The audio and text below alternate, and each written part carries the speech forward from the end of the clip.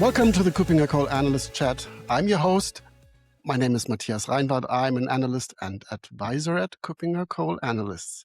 And so is Matthew Gardiner. He is for the first time in this podcast. So first of all, welcome, Matthew.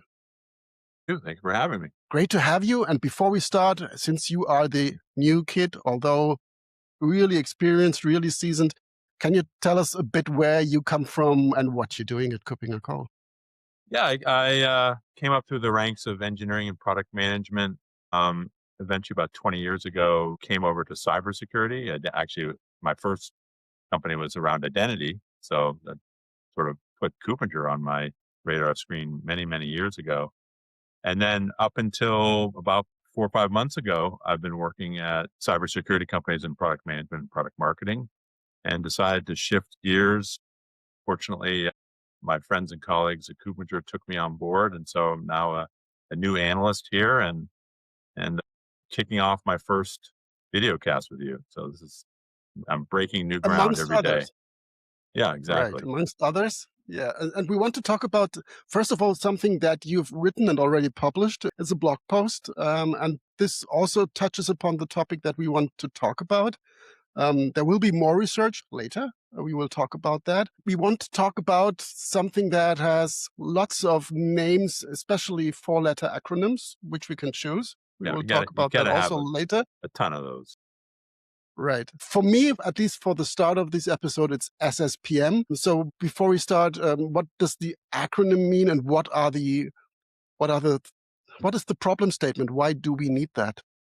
Yeah, so basically SSPM is currently the most popular explanation or acronym for this market, SaaS Security Posture Management, the PM being the posture management part. The main problem really is this Shadow SaaS or Shadow AI, or essentially the use and in some cases misuse of all these sort of easy to access applications now out there in the cloud. What used to be called Shadow IT, but we'll talk about sort of how that has sort of morphed into Shadow SaaS and Shadow AI now. Right. And when you mentioned Shadow IT, this is something that we knew when somebody has their own database running under their desk. But Shadow AI, Shadow SaaS, it's a different game. It's a different beast, right? When it comes to risk. Yeah, I mean, totally. Shadow IT is a sort of concept of, the business unit or an individual has some sort of IT service that they put together or purchased without the involvement of the IT or security team. So who knows what's going on? What's really happened over the last, 4 or 5 years is that we've realized that Shadow IT actually was kind of hard to happen because, pre-cloud, yeah, sure, they could contract, some business unit in the business could contract without IT, but when they went to deploy it, unless they're putting it underneath their desk, they need servers from somebody, they need training, they need, maybe local software installed. So it was hard to keep secret from the IT and security team, but it still happened. With the evolution that we're now deeply into of cloud and SaaS applications, people can sign up for things and start using them, and IT sometimes never finds out about it. And so that's what's, sort of Shadow IT is now morphed into Shadow SaaS, and probably even more recently, Shadow AI, where who knows exactly what the end users are sharing or using the service for, and what data is leaving the enterprise, et cetera. So it's sort of made Shadow IT, which was a concern for more than 10 years, Shadow SaaS and Shadow AI have now ratcheted that up by a factor of 10. Right, but that means that SSPM is also crossing over the line towards CASBs when it comes to identifying unsanctioned or not sanctioned connections to the outside world, and especially, as you said, if it's AI, if it's SaaS platforms where, yeah, intellectual property of a company or GDPR relevant data is stored without the knowledge of the company, that's also an issue. That is one of the additional problem statements when it comes to SSPM, really making sure that, it's even data leakage prevention, right? Oh, absolutely. I mean, CASB obviously is a pretty big market already and has been around for years. And that, that sort of CASB, you either have network level visibility into what's going in and out of your enterprise, or you have an API based integration into the apps to sort of see how they're being used and what data is leaving the enterprise. So a lot of the CASB vendors have sort of leaned into SSPM features like posture, which is exploitable misconfigurations, kind of like Right. vulnerabilities, whereas CASB was more built around real-time activity and more threats, really, or data leakage. But those worlds are very close together. But there's some argument there that they're also splitting apart, which maybe we'll get into. Right. And as you've mentioned, so SSPM, you've mentioned Shadow AI, you've mentioned Shadow IT, and you've just mentioned misconfiguration. And I think that is an interesting part, because usually you would think if I license a software as a service, I just use it. There's not much configuration. There's not much that I can do wrong. And if so, then it's the vendor, but that is completely false. Right? No, totally. I mean, there's a shared responsibility model in any cloud, obviously, and in the world of SaaS, the enterprise owns from like the application on up. Who's using it? What permissions do they have? What configurations do I have turned on for my different users? Role-based access control, all that the platforms will generally support, but it's on the enterprise to configure it the way they want to use it. And this is all presuming these are sanctioned apps. There's a whole world of unsanctioned apps where the user is just using their corporate email, signing up for an application and starting to use it. Some of them are free. Some of them they can use a credit card. Some of them the business unit will just purchase directly without IT or security's involvement. So there's all sorts of can you monitor the sanctioned apps to make sure they're configured and being used correctly? And then what about the whole world of unsanctioned apps, which are generally sort of by definition invisible to the IT and security team unless they start really looking. If we for a moment stay with the sanctioned ones, but still you can do a lot of things wrong when it comes to connecting to those. I guess in your research you have seen experiences and figures and examples. So what are the incident patterns that are most common when it comes to, I don't know, misconfiguration, or as you said, just overly privileged roles, authentication mishaps? What is Yeah, what you see? you're hitting all the good ones. I mean, one way to think about it is you have identity related misconfigurations, and then you have sort of general cybersecurity related misconfigurations, which kind of makes it interesting in that the world of cybersecurity and identity are interrelated. And in this space, they're very clearly intersected. For example, you might have an identity provider providing single sign-on, but how are you sure that the sanctioned app users are using the identity provider and not just logging in directly? So if they're logging in directly into a given SaaS application, is there MFA being enforced there? Or was it even set up? So they're sort of, in that case, they're potentially bypassing, sort of a basic security control of MFA if they're logging in directly. Another example of sort of this misconfiguration is, setting up like a Teams chat or a Slack chat with the outside world. Is that something you want configured that way? But then if, that you can receive inbound chats from who knows who into Teams and Slack. Another simple one is like login failures. Like if someone's trying to hammer Salesforce, like a malicious actor trying to hammer Salesforce to try to crack the password, usually you want to have like a three login failure or something like that so that they can't just keep trying. If you're not the Brute one force. administering Salesforce, then how do you know that's been configured? So we can go on, but the point is that, and one final comment I'll make is that in many cases, these business applications aren't even being configured and managed by IT. They're being managed by the business unit. So you have these sort of non-security focused people setting up permissions, either identity or application permissions on their own. So as a new feature comes out, they turn it on. How do you know what the impact is of that? And, it hasn't been scrutinized. And of course, with a SaaS app, a new feature could come tomorrow.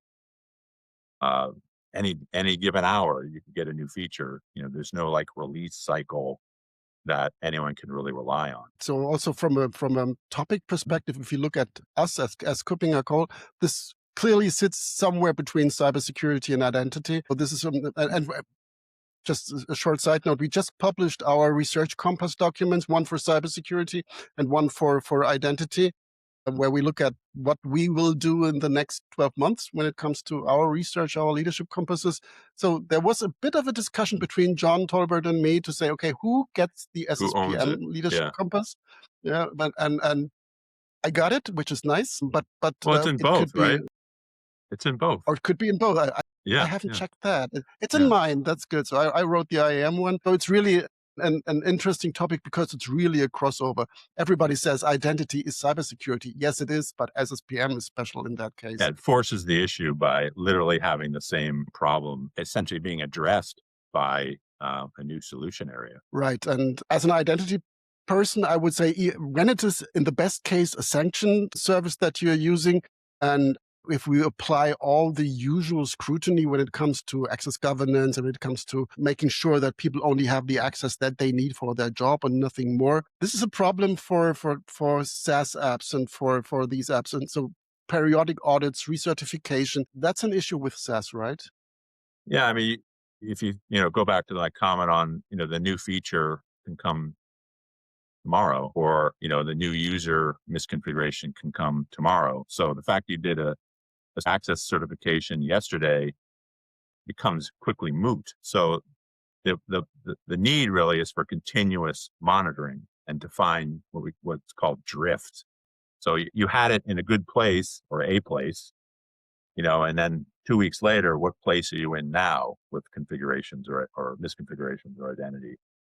And so what you really want, what organizations really should need or do need, is continuous monitoring so that when something goes awry, there's a drift, a flag is set, and the team can react and address the issue. If we go back to what you said before, and I said, hinted at that as well. So there are lots of four-letter acronyms around that. And you are, as the expert, as the analyst who's covering the topic, you're still thinking over what is the right terms to use, or the right term to use for this category, for this market segment of products. What is the choice? Where can I choose from? So, I mean, the common language is, as we started in the top, is SSPM, posture management, but the PM is the problem in the sense that most SaaS application security or SaaS security is more than just posture. It's more than just vulnerability, exploitable vulnerabilities. It's also about, as we sort of talked about, real-time misuse or data leakage. And so what I think might fit best is just SaaS security. I mean, it sort of becomes, the world of SaaS is gigantic at most companies. The majority of new business applications are SaaS-based with some exceptions. And so ultimately over time, from the average company, the most of their applications are going to be SaaS-based. So it makes kind of sense that there be a monitoring or a security management system specifically tuned for SaaS. Because of course, keep in mind, it's not uncommon for organizations to have hundreds of sanctioned SaaS apps and then many multiples of that of unsanctioned. So you have a world of hundreds, maybe 1,000 at big companies of cloud-based applications that are in use. And so it sort of makes sense that you have a specialized, comprehensive security solution looking at both the threats as well as the posture. And thus, if that's the case, then I think we need to move on from SaaS posture management to SaaS security and make it a little bit more abstracted up another level to keep a space for sort of the threat detection and response part of the security equation. Right. And if I look at what you described right now, if we focus on SaaS or even on SaaS provided AI, maybe for the future, is this maybe a bit too narrow to say, okay, it's not only the SaaS part, it's also infrastructure as a service, it's the general cloud, to have a broader market segment to cover where this becomes All an cloud important, security. but only one capability? Yeah, it's always the issue with market adjacencies is should they be remain relatively independent, or should they blur into each other? And so, I guess if I had to answer right now, before the leadership compass and the deep research I'm about to do, which is always, better to leave things open. Right now, it seems that the world of infrastructure security, CNAP, and the world of SSPM, or what could be SaaS security, will probably remain separate, because they're sort of literally different levels of abstraction or points of interest into the security controls. Basically saying the whizzes and the orcas and the others in the CNAP space are plenty busy trying to keep track of Google Cloud and AWS and Kubernetes and all the tech that is relevant for deploying your own applications in the cloud. And then the world of SaaS has its own complexity, because if you have hundreds of sanctioned apps, or dozens or hundreds of sanctioned apps, you have dozens or hundreds of APIs into those sanctioned apps, and you have thousands or tens of thousands of users in those apps. So that world is complex enough as it is. And so it sort of makes sense to me that those worlds stay separate. But, does it also make sense maybe you abstract another level up and you have a cloud security platform someday? Maybe. But I think for right now, the world of CASB and SSPM are closer than the world of CNAP and SSPM. But they're all certainly adjacent to each other. And we've talked about a few of the capabilities that are obviously within SSPM, but I think the sheer breadth of the capabilities, when it comes just to securing SaaS platforms, it's quite immense. So if you could explain more about the additional capabilities that are in these products that clearly justify having this leadership compass later, but also just justify having that first blog post out. What are key capabilities that I should expect from such a platform? Well, one, again, you talk about sanctioned and unsanctioned. So sanctioned is the APIs. So every API is somewhat different. One of the challenges that the solutions in the space have to deal with is different levels of visibility and access. So what they try to do is normalize it. So they want to do, there's a certain class of misconfiguration, and they may that misconfiguration may exist in 5 SaaS apps. They want to abstract it up to that one class, but then be able to dive down into what specifically is the misconfiguration. So maybe a certain access, certain access setting, perhaps, normalizes up. On the unsanctioned side, it's a whole different ballgame, because literally you don't have visibility. There is no connectivity to the application you don't know about. So the first step is to gain visibility of the applications in use by your organization. And so by hook or by crook, there are multiple ways that, essentially scanning for actual usage, which means looking at email to see what email is coming in from a SaaS application provider into your users. And then it flags perhaps like, oh, I didn't know we're using, that given application. Some approaches are browser, installed in the browser, so you can see the users browsing things and logging in to places that you didn't know about. So then you're like, okay, now we have visibility into the unsanctioned apps, which may again be in the dozens or hundreds. What do you do about them? What's the governance process? How hard do you want to come down on your users? Like, you want to say, no, you can't use them? Do you want to, have them become sanctioned if there's wide enough use? And then there's sort of a third category, the sort of OAuth permissioning. One of the great values of these SaaS apps is you can interconnect them so that you can share data with another third-party application. And so in many cases, the end user themselves can permission the application to share data with that third-party application. So now you have, maybe it's a sanctioned app, but you have an unsanctioned permission on the back end. And so again, it's those sort of 3 buckets of like sanctioned misconfiguration, unsanctioned application usage, and then the permissioning through OAuth, which again is another thing for which a lot of organizations don't have visibility, and so it creates this sort of unmanaged risk. Right, so we get from the citizen developer to the citizen access manager. So they really decide what to share with what. Yeah, exactly. Obviously, that's the philosophy of the cloud in a way, is that you don't want to stand in the way of the use of the, business use of an application, but you have that risk and data leak problem that, since most people are talking about AI right now, there's concern about sharing code with, Gemini or OpenID to get like a review, or sharing a sensitive financial document to get a review of it. Do I think those organizations are going to misuse that information? I really don't, but technically it's a data leak. And so if you have to report data leakages of a certain type, you have to, that has to be reported, right? Because it's went off to, outer space basically. So it's really like a lot of things, it comes down to control. There's lack of control. And I don't mean that in a harsh way. I just mean, these are business organizations with sensitive data and business processes.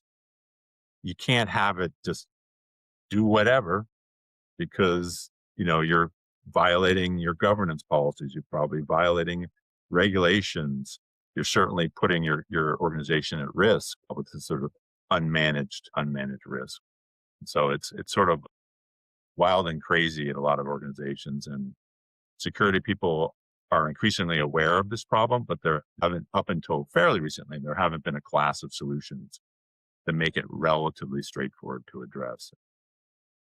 Now that there are, Absolutely. we're doing our leadership compass. Right. And before we come to the leadership compass, a quick hint, because you said OAuth and the configuration part, but sharing unexpected data with an outside service is today much easier when people just paste it into, as you said, into Gemini or in OpenAI or ChatGPT or whatever. That is the same issue, but even more easily accessible. So I will do a podcast episode soon with our colleague Alexei, and we want to talk about just best practices, the do's and don'ts of using external AI. So some kind of quick lesson for what should you do with an AI, how does it really make sense, and where shouldn't you use it, and where does it make no sense when it comes to sharing data. So this is just a quick hint, because this is closely related, and sometimes it's just in the hand of the end user, even if it's a sanctioned AI and even if it's a corporate account. Yeah, just make sure that you do it right. Usually the best approach is to, if there's a lot of use of something sort of unsanctioned, is to make a sanctioned version of it, and then proper configuration and management of it. And so I think that's the game we've been playing in security forever. Is, the technology moves faster than the security controls. You can't be the organization of no, because of these applications are extremely useful. You just got to facilitate a better way, and then like a lot of organizations will set up a private version of those chat tools that are sanctioned now, and presumably better configured and managed. But it's a whole new, we sort of talked about it. It's a whole new world where a lot of the quote administrators of these applications are not in IT and security, just because there's so many of them and they're so specialized.